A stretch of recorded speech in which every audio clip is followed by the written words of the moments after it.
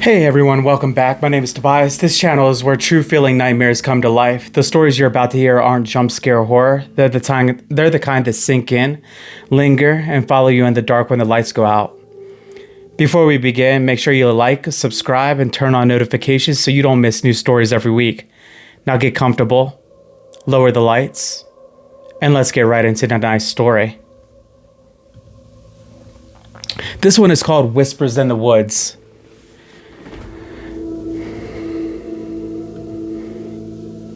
We moved into the 3-bedroom in late August, the kind of end of summer day where the sky looks rinsed clean and the air smells like cut grass and sun-warmed pine. My parents called it our fresh start house, like the walls could erase the last few years. Dad had gotten a better job. Mom had finally stopped talking about the apartment as if it were a temporary punishment. They wanted space. They wanted a yard. They wanted neighbors who waved with full hands instead of cigarette fingers. I was 10. Old enough to know moving meant losing every shortcut you'd memorized. The route to the corner store, the crack in the sidewalk you'd always stepped over, the place in the park where the swing chain squeaked the loudest. Moving meant becoming the new kid, the one everyone stared at like you'd brought your own weather. My brother, Caleb, was 15 and acted like he was 25. He moved his own boxes without being asked and made jokes about the cabin in the murder woods, loud enough for Mom to hear. The house wasn't a cabin. It was a normal suburban place with beige siding and a 2-car garage and shutters that were more decorative than useful. It sat at the end of a short cul-de-sac. On one side was another house with a swing set and a trampoline. On the other side, the property line angled back into something the realtor had called a gorgeous green belt. That green belt was the woods. The tree line started when the back lawn ended, as abrupt as a curtain dropped in the middle of a sentence. Oaks and pines knitted together so tightly that the shadows underneath looked solid. And daylight is beautiful, the kind of quiet you could almost taste. At dusk, it looked like a mouth. Our first day there, Mom stood in the kitchen staring out the window over the sink. She put her hand on the glass like she could feel the air outside. "Isn't it peaceful?" she said. Caleb leaned against the counter and tore open a bag of chips. "Sure," he said, chewing, "if you like being watched by trees." Mom rolled her eyes and told him not to start. Dad came in with the last cardboard box from the truck, sweat darkening his shirt. "Let's make this a good thing," he said. "New memories, okay?" I nodded because that's what you do when your parents are trying so hard to believe their own words. Our bedrooms were down a hall on the second floor. Caleb took the larger one at the end with 2 windows, one facing the street and one facing the backyard. I got the room across from his. Smaller, with one window that stared straight into the woods. That night, when the house was still full of boxes and the only furniture in my room was a mattress on the floor, I lay awake watching moonlight slice through the blinds. Everything was new. The smell of the paint, the faint ticking from pipes cooling down, the way the floorboards sighed when somebody shifted their weight. Caleb was still up too. I could hear his music low through the wall, bass like a slow heartbeat. I was almost asleep when I heard it. It wasn't a sound inside the house. Not the fridge. Not Dad going into the bathroom. Not the air conditioner kicking on. It came from outside. From the woods. It was so faint at first I thought it was my imagination. A whisper you get when you're trying to fall asleep and your brain starts inventing noises to keep itself busy. Then it came again. A thread-thin voice, too soft to be words but shaped like them. A murmur, a hush, like someone speaking behind their hand. My stomach tightened. I rolled onto my side and stared out the window. The blinds were closed. The night beyond was a black sheet. The whispering didn't get louder. It didn't get closer. It just continued, as if the edge of the woods had a secret it couldn't stop telling. I tried to convince myself it was wind. Branches rubbing, leaves shifting, the distant rush of the car on the highway. But it wasn't like that. The wind doesn't pause at the end of a breath. The wind doesn't sound like it's choosing words. The whispering rose and fell in a rhythm, almost like a conversation. I sat up on my mattress, heart thumping so hard it made my ears ring. I pressed my forehead against a cool glass. Nothing, just darkness and the faint outline of trees. The whispering stopped. For a second, the silence was so complete it felt staged. Then something tapped on the window. Once. A soft, polite knock. I froze, every muscle locked. Another tap, slower. like whoever did it was thinking. I couldn't breathe. I couldn't move. The tapping traveled down the glass. 3 little clicks in a row, like fingernails being dragged lightly. Then nothing. I didn't scream. I didn't call for my parents. My voice was stuck somewhere behind my ribs. I crawled under my blanket and stayed there, eyes wide open under the thin gray light of dawn, until the thin light gray of dawn leaked through the blinds. At breakfast, Mom was bright and humming, making pancakes in the kitchen, like the kitchen hall had always belonged to her. Dad was already talking about painting the living room. Caleb looked bored in the way older brothers perfect. I pushed my pancakes around my plate and watched the window over the sink. Did you guys hear anything last night? I asked. Mom laughed. Like what? I swallowed. Outside, by the woods. Caleb perked up slightly, amused. What? Like coyotes? Dad sipped coffee. There are probably animals back there. That's normal. It wasn't animals, I said. Caleb smirked. Ghost? Knock it off, Mom said, but she smiled too, like the idea was silly enough to be charming. I didn't have the words to explain whispering that sounded like people trying not to be heard. I didn't have the courage to say something had tapped my window. So I shrugged and let them forget the question in the moment it left in my mouth. That day I explored the house, opening closets, peeking into the unfinished basement, learning where the floor creaked. I tried to make it mine, to make it safe. Caleb helped Dad unpack the garage. I followed them, carrying small things and feeling useful. The backyard had a deck and a patch of grass that sloped gently towards the trees. Dad walked the perimeter with a tape measure and talked about a fence. We can't fence into the green belt, he said, more to himself than anyone, but we can mark our line. Caleb tossed the stick towards the woods. It sailed and disappeared into the shadows under the trees, swallowed like it had never existed. He nodded at the tree line. How far back does it go? Dad shrugged. Probably a couple miles. That's what the realtor said. Caleb looked at me. You gonna be okay with that window, buddy? Wood's right in your face. I'm fine, I lied. That night I tried to sleep with my lamp on. Mom made me turn it off. You'll get used to the dark, she said, kissing my forehead. It's a safe neighborhood. We're right here. I nodded because I wanted to believe her. When the room went dark, the woods became a presence I could feel, like a weight on my chest. I kept my eyes on the blinds, waiting. It started around midnight, the same faint murmur drifting through the glass like smoke. Whispering. Not random, not the wind. It sounded like many voices pressed together. Not loud enough to form words, but urgent enough to make my skin prickle. I sat up, shaking, and listened. A pause. Then one voice separated from the rest, still soft but clear. He's here. The words were so quiet I almost thought I made them up. Then, as if answering, another whisper, higher pitched. In the window. The blanket slipped off my shoulders. Cold air touched my arms. My mouth went dry.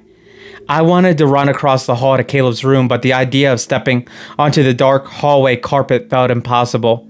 Like the moment my feet touched the floor, something would know. A new sound threaded through the whispering. A slow scraping. Not at my window this time. Lower. Closer to the ground. Like something moving through the dead leaves right under the glass. I pressed my palms to my ears. My heart hammered. I could feel it in my throat, in my fingertips. The whispering continued anyways, walking and crawling through my skull. Come out. We saw you. We remember. I squeezed my eyes shut until little fireworks popped behind my eyelids. Then the tapping came again. Not on the window, on the wall beside it. Tap. Tap, tap. As if someone was testing where the studs were. As if someone was learning the structure of my room from the outside. I couldn't stop myself. I whimpered. The tapping stopped immediately. The whispering stopped too, like a room going quiet when you walk in. Silence flooded the space so fast I heard the blood moving in my ears. And in that silence, a breath. Right outside the glass. Not wind, not rustling. A wet, careful inhale, like lungs filling slowly. Then a voice, closer than it should have been. A whisper shaped into a single word. Eli. My name. My full name spoken right into the window. I bolted upright and screamed. The sound tore out of me like it had been waiting. It woke the house. I heard Dad's feet pounding on the stairs, Mom calling my name, Caleb's door banging open. The lights snapped on in the hallway. Dad burst into my room, wild-eyed.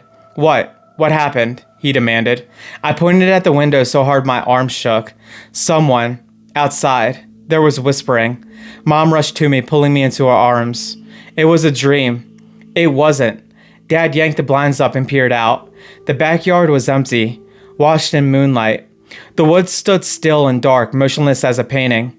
Dad opened the window and leaned out. "Hello," he called, voice sharp. "Who's out there?" No answer. Just crickets, distant and indifferent. Caleb stood behind Dad, hair sticking up, eyes narrowed. He looked out at the trees and then at me. "You sure you're not just freaked out?" he asked, but his voice wasn't teasing now. "I heard them," I said. "They said my name." Mom stroked my hair. "You're adjusting. Normal. It's normal. New house. New noises. Your imagination." "No," I said. Desperate. "It's real." Dad shut the window, locked it, and checked the lights twice. "Probably kids," he said, but he didn't sound convinced. "Teenagers messing around." Caleb snorted. "Teenagers whispering your name in the woods?" Dad shot him a look. "Don't scare your brother." Caleb raised his hands in mock surrender, but he kept staring at the tree line like it had personally offended him. Mom tucked me back into bed like I was 5.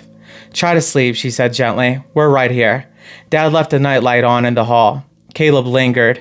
When my parents were gone, he leaned close and spoke softly. "Did it really say your name?" I nodded, throat tight. His face lost that last bit of sleepiness. "Okay," he said, like he'd made a decision. "If it happens again, you come get me. Don't sit here and listen to it alone." I wanted to hug him, but I just nodded again. He left and I lay there until sunrise, staring at the blinds like they might start bleeding.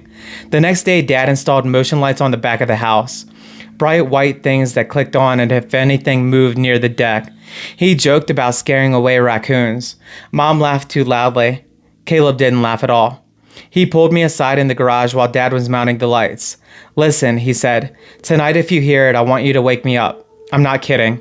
I nodded so fast my neck hurt. That night I slept with my door open. The whispering began just after the house went quiet, softer than the night before, like it had learned what the screaming did.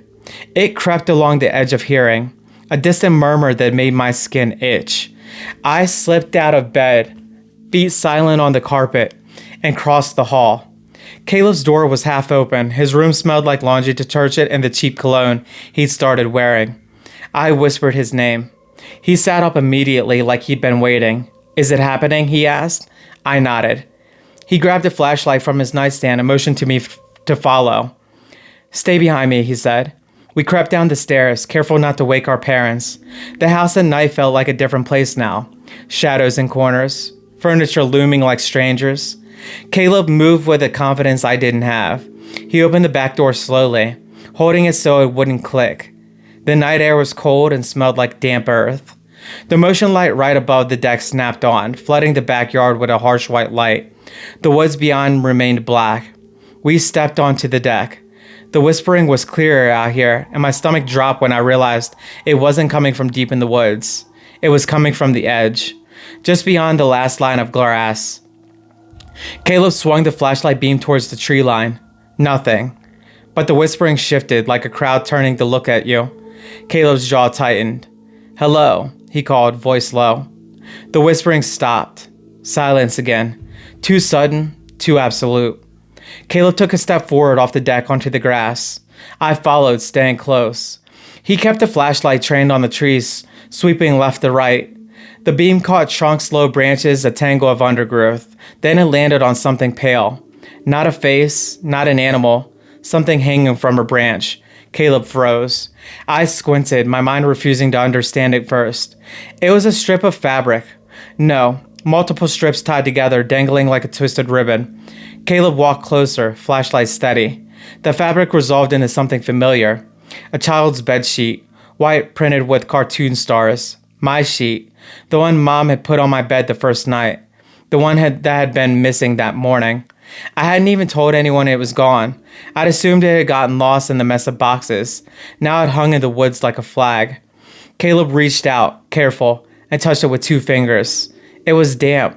Something dark stained the bottom edge. My throat tightened. How? Caleb's flashlight beam moved downwards. At the base of the tree, half hidden in leaves, were other things. Small objects, arranged neatly, like someone setting up a display. My missing sock. A toy car I had dropped in the yard earlier that day. A spoon from the kitchen drawer. A photograph. Caleb knelt, picked up the photo, and turned it towards the light. It was a family picture. Us. Taken before we moved. Mom, Dad, Caleb, and me. But the faces were wrong. Someone had scratched them out. Not with a pen, not with a marker, with something sharp enough to shred the paper. Deep gouges that tore through our eyes, our mouths, our skin, like the photo itself had been attacked. Caleb stood slowly, photo trembling in his hand. That's, he started. Then the whispering began again. Not faint now, not distant. It erupted from the woods in a hissing chorus, voices layered over each other. Too many to count. You brought your faces. You brought your names. We keep what comes close. I clamped my hands over my ears, but it didn't help. The voices were just sound. They were pressure, like hands pressing against my skull. Caleb shone the flashlight wildly into the trees. Who's there? He shouted. The whispering laughed. Not a normal laugh. Something like air being forced through dry throats. Then the woods moved. Not leaves, not branches. Something stepped between the trees and let the flashlight hit it for half a second. A figure. Too tall to be a person, but shaped like one. Limbs too long and too thin. Head angled wrong. Its skin looked pale. No, not skin. Something like bark stripped off a tree, raw and white underneath. Where its face should have been, there was darkness. But in that darkness, something gleamed. Eyes, teeth. The beam slid away as Caleb jerked the flashlight back in shock. What the? Caleb whispered. The figure was gone. But the whispering surged closer, pouring out of the tree line like water. Caleb grabbed my wrist. Back inside, he hissed. We ran. The motion light made our shadows leap across the grass. The whispering followed, rising behind us. Louder, eager. Don't go. Stay with us. You opened the door. Caleb shoved me up the deck steps, yanked the back door open, and practically threw me through and slammed it shut. The whispering hit the glass immediately, like a swarm. I heard scratching, fast, frantic. Caleb locked the door, shoved the deadbolt, and backed away, chest heaving. The whispering poured through the cracks. Anyway, softer but persistent, crawling around the edges of the doorframe like insects. Caleb. I snapped my head towards him. He went pale. Eli. Then the whispering shifted and the voices began saying things that didn't make sense at first. Downstairs. In the basement. It's open. Caleb stared at the hallway that led towards the basement door. His voice was thin. We never opened the basement. But as he said it, a sound rose from below. A dull thud, like something heavy being dropped on concrete. Then another. Slow. Deliberate. As if it was someone that was walking up the basement steps. I felt my blood turn cold. Caleb backed towards the kitchen, grabbing the biggest knife from the block with shaking hands.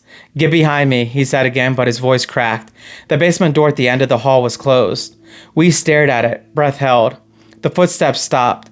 For a long, horrible moment, nothing happened, but then the doorknob turned. Slowly. The latch clicked like a tongue clicking in annoyance. Caleb held the knife out, white-knuckled, as if it could protect us from what was ever on the other side. The door creaked open an inch. Darkness spilled out like smoke. And in that darkness, whispering bloomed. Not from outside now, but from inside the house. Inside the walls. Inside the air.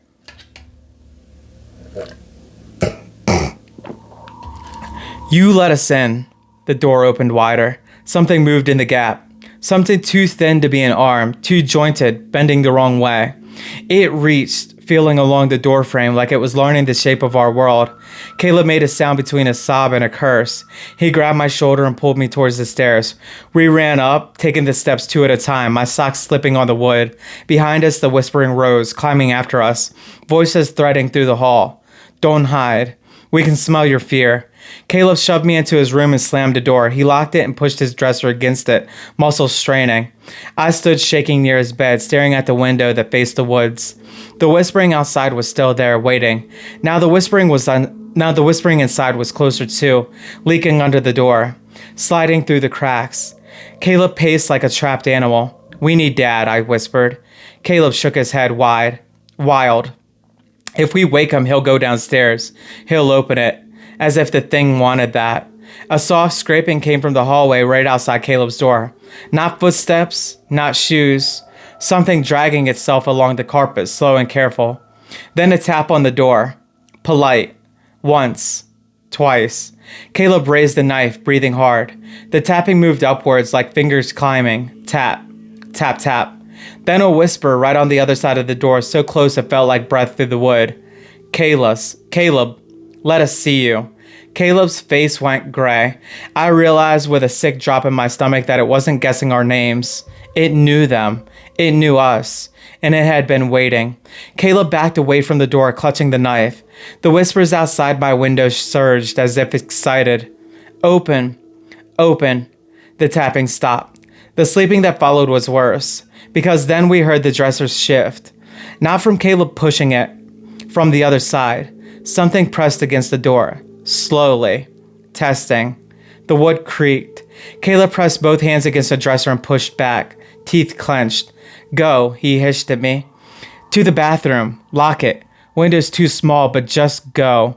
I didn't want to leave him, but my legs moved anyway. Stumbling in the back room, and the bathroom connected to his room. I slammed the door and locked it. Hands shaking so badly it took 2 tries. I sat on the toilet lid, trying not to make a sound. Outside, Caleb grunted, the dresser scraping. The wood groaned again. A whisper slid through the bathroom vent above the toilet like a cold breath. "Eli." My stomach flipped. I clamped my hands over my mouth. The vent cover rattled gently, like something tapping from inside the ductwork. Then a sound came from the sink. A drip. Even though the faucet was off. Drip. Drip. I looked up slowly. The mirror above the sink was dark, reflecting only the faint light from Caleb's room. Something moved in the mirror that didn't move in the room. A shape, tall and thin, standing behind me. I spun around. Nothing. I looked back in the mirror. The shape was closer now, its head tilted as if curious. The whispering thickened in my ears. "We see you. We always see you." The mirror's surface rippled, like water disturbed by a finger. And then a hand pressed against it from the other side. Not my hand. Something pale and joined. Fingers too long, bending wrong. Pushing it as if the mirror were a membrane. The glass bulged outwards. I screamed into my hands, the sound muffled and pathetic. The mirror cracked with a sharp pop. A spiderweb of fractures radiating from a handprint. The hand withdrew. The cracks remained, and in those cracks the tiny blackness opened like eyes. I slammed my eyes shut and curled into a ball. Outside the bathroom, Caleb shouted. A wordless sound of panic. Something had crashed. The door rattled. Then Dad's voice boomed from down the hall, furious and half asleep. "What's going on?" Caleb yelled back. "Dad, don't go downstairs." Too late. Footsteps pounded. The hall light snapped on. Mom's voice, terrified, calling our names. The basement door slammed shut downstairs, hard enough to make the house vibrate. Dad shouted, "Who's in this house?" A whisper answered from everywhere at once. "You are." And there was a sound I will never forget. A wet, tearing crunch, like someone biting into something they shouldn't. Dad screamed. It wasn't a man yelling in anger or surprise. It was a sound pulled out of him by pain. Mom screamed too, higher and helpless. Caleb pounded on the bathroom door. Eli, open up." I fumbled with the lock and swung it open. Caleb grabbed me and dragged me into his room, holding me against his chest like he could shield me with his ribs. We heard Dad's footsteps scrambling back, heavy and uneven. Mom sobbing. The basement door slammed again. Then silence. A thick, loaded silence. Dad's voice came, strained. "Get upstairs. Now." Mom met us halfway up the steps, face white, hair messy, eyes huge. She grabbed me so hard it hurt. Dad was at the bottom of the steps, one hand pressed to his forearm. Blood seeped between his fingers. His eyes were locked on the basement door like it might burst open. "What happened?" Caleb demanded. Dad swallowed, throat working. "Something cut me." He shook his head like he didn't believe his own words. "It was dark. I thought it was a raccoon, but a whisper drifted up the stairs, faint and satisfied. Tastes like home. Dad went rigid. We're leaving, Mom whispered. Dad's jaw clenched. It's the middle of the night. I don't care, Mom hissed, and I'd never heard her sound like that. I don't care if we drive until sunrise. We're leaving. Mom looked at the locked basement door, then back at the door. Dad did as well, where the whispering still pressed at the glass like a crowd at a concert. His face flickered. Fear, denial, anger. Then he said the sentence that split our lives into before and after. We can't, he said. We just moved in. We can't just abandon the house because Eli had a nightmare. A nightmare? Caleb shouted. Dad, you're bleeding. Dad snapped. I said we can't. Mom's mouth fell open. Tears welled, furious. Caleb stared at Dad like he didn't recognize him. I clutched Mom's shirt and tried not to sob. Downstairs, the whispering started again, softer, almost pleased. Stay. This is your place. Dad stood trembling, staring at the basement door like it was a debt he couldn't pay. That night, we all slept upstairs in Caleb's room with the lights on. Dad sat in a chair by the door with a baseball bat across his knees, eyes red and unblinking. The motion lights outside flicked on and off as if something paced the edge of the yard. In the morning, Dad acted like it had never happened. He wrapped his forearm in gauze and told Mom he'd cut it on a nail in the dark. He told Caleb to stop making things worse. He told me to stop staring at the woods. Mom tried to argue. She whispered in the kitchen, voice shaking. I heard pieces. Sell it. What if it hurts them? I heard it too. Dad's reply was hard. We're not running. Caleb caught me later and knelt so we were eye level. We're not staying, he whispered. With Dad. Dad's stubborn, Caleb said, and something in his eyes looked older than 15. I'm not letting you get eaten by whatever lives in the basements and whispers from trees. I swallowed hard. What is it? Caleb's lips pressed together. I don't know yet. That day he did something I'd never seen him do. He went into the woods. Not deep, just to the edge where the grass gave up. He took a shovel from the garage and a flashlight. Even though it was midday, he told me to stay on the deck and not move.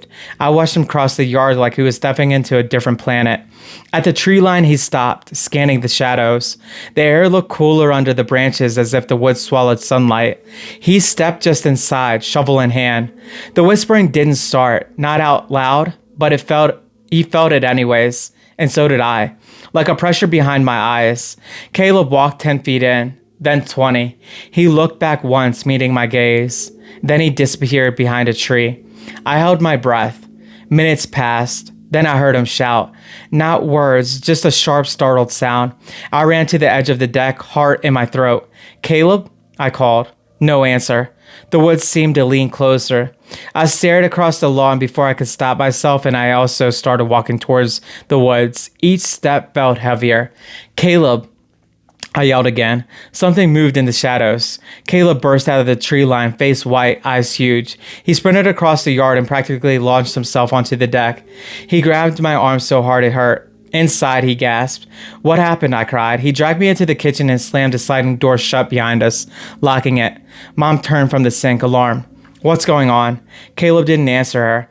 He crouched in front of me, hands gripping my shoulders, and his voice was shaking. There's a path, he whispered. A path? I repeated. In the woods, he said, not a trail. A path like something's been walking the same line for a long time. Mom's face tightened. Caleb, what were you doing back there? Caleb ignored her, looking at me like he needed me to understand. It leads to a spot, he whispered, like a clearing, but not really. And there's things. What things, I asked, though I already knew the answer would be wrong. Caleb's eyes flicked to Mom, then back to me. Teeth, he said. I blinked. Teeth? Human teeth, he whispered. Hundreds, in piles, like someone's been collecting them. Mom made a choking sound. Caleb finally looked at her, voice rising. Mom, you heard it last night. You know I'm not making this up. Mom's eyes filled with tears. I know. Dad came in from the garage then, wiping his hands on a rag. What's all this? He demanded. Caleb rounded on him. We're leaving. Dad's jaws tightened. No. Caleb stepped closer, anger burning through the fear now. There are piles of teeth in the woods, Dad. Dad scoffed, but it sounded forced. Animal bones, kids messing around. It's not kids, Caleb snapped, and it's not animals. Dad's eyes flicked just for a moment towards the basement door. That moment told me everything. He believed us. He just refused to admit it. We can't afford to move again, Dad said, voice hard like a slammed drawer. We bought this house. We're staying. Mom's voice shook. It's hurting us. Dad's gaze flashed. I'm handling it. Caleb laughed once, sharp and bitter. Handling it? You got cut by a thing in the basement and you're handling it? Dad's face went red. Watch your mouth. Caleb stepped back, chest heaving, eyes wet with fury. I stood between them, small and useless, feeling the house listen. Because it did. That night, the whispering began before dark. It seeped into the rooms when the sun was still up, soft at first, then growing, like it was no longer hiding. Mom tried to keep busy, slamming cabinets, turning the TV up too loud. Dad pretended everything was normal. Caleb watched the woods through his window like a guard. At dinner, no one ate. The whispering threaded through the house, whispering through vents, through the space behind the walls, through the gaps under doors. New mouths, new bones. I dropped my fork. This clatter sounded like a gunshot. Mom flinched, wise-eyed. Dad's face was stone, but his hands shook as he picked his fork up. Caleb stood abruptly. That's it. He grabbed my hand. Get your shoes. Mom's head snapped up. Caleb. We're leaving, Caleb said. Tonight. Dad slammed his palm on the table. No one is going anywhere. Caleb's voice rose. Then I'm calling Aunt Marla. Dad stood too, towering. You will do no such thing. Caleb's eyes narrowed. Watch me. He dragged me upstairs to his room, shut the door, and pulled his phone from his pocket with shaking hands. I sat on his bed, heart racing. Downstairs, Mom and Dad's voices rose, muffled, sharp. Caleb dialed. Put the phone to his ear. It rang. Once. Twice. Then, a whisper answered. Not Aunt Marla. A voice like dry leaves sliding over bone. No phones. Caleb's voice and face drained of color. He yanked the phone away and stared at the screen. It still showed. Calling. But the whisper had come through anyways, like it had stepped between the line and his ear. Caleb threw the phone onto the bed like it had burned him. The whispering in the house surged, triumphant. The lights flickered. The air pressure changed. My ears popped. From downstairs came a crash, Mom screaming. Caleb grabbed me and ran. We burst into the hall. Mom was at the bottom of the stairs, backing away from the basement door, her hand over her mouth. Dad stood in front of the basement door like a shield, holding the baseball bat, eyes wild. The basement door was open.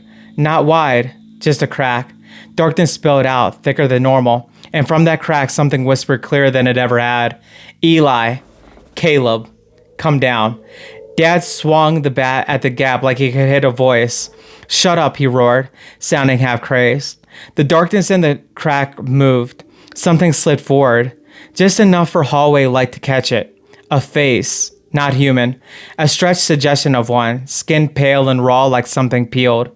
Its mouth was too wide, not on its face so much as carved into it. And inside the mouth, teeth. Not one row, many. Teeth layered and stacked as if it had stolen mouths from others and didn't know where to put them. The thing smiled, and the whispering poured out from between those teeth like breath through a flute. We saved the room. Dad swung the bat again. The bat struck the doorframe with a crack, splintering wood. The thing didn't flinch. It leaned closer, impossibly fluid, like its bones were optional. Mom grabbed Dad's arm, sobbing, Please, please. Dad's eyes flickered to her, then to us. His face twisted. For 1 second, he looked like a man waking up. Get to the car, he said, voice ragged. Caleb didn't hesitate. He grabbed my hand and pulled me towards the front door. We ran out into the night. The motion lights stopped, and the motion lights in the back clicked on, flooding the yard. I heard whispering from the woods, swelling like a crowd sensing a chase. We hit the driveway, barefoot and frantic. Caleb yanked the car door open. He shoved me into the back seat. Mom sprinted out behind us, hair flying. Dad followed, clutching his bleeding arm again, face hard with panic. He threw himself into the driver's seat and fumbled with the keys. The engine turned over. It died. Dad swore. Tried again. The engine coughed. Then a whisper slid through the open window, soft as a kiss. You can't take what's ours. The dashboard lights flickered. The engine died again. Mom started to cry. Caleb leaned forward between the seats. Dad, start it. Dad's hand shook. He turned the key again. This time, the engine roared to life. For a half second, relief hit me so hard I felt dizzy. Then the car lights flashed. And in the beams at the edge of the driveway near the street, something stood. Tall, thin, too still. Its skin, if it was skin, looked like pale wood. Its head tilted like a curious bird. And in its chest, where a heart should be, there was a darkness that moved like a mouth breathing. The whispering from the woods rose behind it like an audience. Dad slammed the car into reverse without looking. We shot backwards down the driveway, tires squealing, nearly clipping the mailbox. The thing didn't move. It just watched. As we turned hard and sped out of the cul-de-sac, I looked back through the rear window. The figure stood in the street, illuminated by our taillights, and around it the woods seemed to ripple, as if more shapes waited just beyond the trees, ready to step out. Then the car turned and the house disappeared. We drove for what felt like hours, no one speaking, the car filled with the sound of breathing and Mom's quiet sobs. Dad's arm bled through the gauze, staining the seatbelt. Caleb stared straight ahead, jaw clenched, eyes bright with unshed tears. Finally, Dad said in a broken voice, "We're going to Marla's." Mom made a sound that might have been relief. I slumped against the seat, exhausted, shaking, staring at the dark passing trees. In the silence, I thought it was over. Then my phone, forgotten in my pocket, buzzed. I didn't even remember having it. I pulled it out with trembling hands. The screen lit up. No caller ID, just a blank contact, and a voicemail notification. I didn't press play. I didn't want to. But the audio began on its own. A whisper came through the tiny speaker, impossibly clear. Not crackly, not distorted. Right there in the car between the seats. Eli. I dropped the phone like it was alive. Caleb twisted around, eyes wide. What was that? Dad glanced back. Fear flashing. Mom clutched her chest. The whispering continued from the phone on the floor, soft and delighted. We have your room. We have your sheet. We have your name. Caleb snatched the phone and hurled it at the window without slowing down. We watched it bounce on the asphalt and vanish into the darkness. The car filled with silence again, but it wasn't empty silence. It was the kind of silence that comes after a threat, when you realize a threat didn't end. It just changed shape. Aunt Marla lived 2 towns over in a brick house that smelled like coffee and laundry soap. She opened the doors in pajamas, confusion turning into alarm when she saw Dad's arm and Mom's face. What happened? She demanded. Dad tried to speak, but his voice failed. Mom clung to Aunt Marla and sobbed. Caleb told her the truth in a rush, words tumbling out like it couldn't keep them inside anymore. Aunt Marla listened without interrupting, eyes sharp, face unreadable. But when Caleb finished, she looked at Dad. You're selling that house, she said, not a question. Dad swallowed, eyes haunted. We'll lose. I don't care, Aunt Marla snapped. You're not taking my sister's children back to a place that says their names in the dark. Dad flinched like she'd slapped him. Aunt Marla ushered him and us inside and locked the door behind us. Then she locked it again, added the chain, and checked the windows, like she expected something to be standing there. That first night at her house, I slept on the couch with Caleb on the floor beside me. The quiet felt unreal. No whispering, no tapping, no pressure in the air. For the first time in days, my body started to believe it could rest. I fell asleep. I dreamed of the woods, on the pale thing in the street, of teeth piled like coins. Then I woke. It was dark. The living room was lit only by the digital clock in the kitchen. Caleb was asleep, face slack in a way I'd never seen. I lay there listening. Nothing. Then from somewhere far away, so faint I could barely catch it, a whisper. Not in the room, not in the house, not even outside. It felt like it came from inside my own skull, like a memory trying to become a voice. Home. I sat up, heart racing. The whispering didn't continue. But when I looked out the window, I saw something that made my stomach drop. On the glass, fogged from the cold night, there were fingerprints. Long, thin, too many joints, pressed there like someone had leaned close and cupped their hands to peer in. And beneath the prints, written in the fog in a shaky, deliberate line, was my name, Eli. I didn't scream this time. I didn't wake up anybody. I just sat there in the dark, staring at the letters, and understood something I'd been too young to grasp before. We didn't leave it. We just taught it we could run. And whatever lived in that house, whatever had been waiting in the woods and learning our names, it didn't care about what walls, locks, or distance. It cared about knowing you and about getting close enough to whisper, close enough to be remembered, close enough that even years later when you're grown and you've moved again and again, you learn how to laugh in the dark. You can't sleep with your window uncovered because sometimes on nights when the air is still too young and the world feels like it's holding its breath, you'll hear it. Not outside, not in the woods, just at the edge of hearing, a hush like a secret, a voice that knows your name, and you'll lie there rigid, staring at the darkness, waiting for the first polite tap on the glass.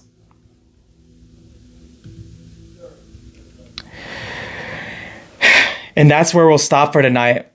If this story stayed with you, if it followed you a little too closely after it ended, then it did exactly what it was meant to be, or meant to do. If you enjoyed listening, take a moment to like that video and subscribe. New stories are waiting. Some already written, some still finding their way out of the dark. Check the comments if you want to share your thoughts, or if you've experienced something you still can't explain. Until next time, keep the lights low, keep your doors locked, and try to get some sleep. Good night.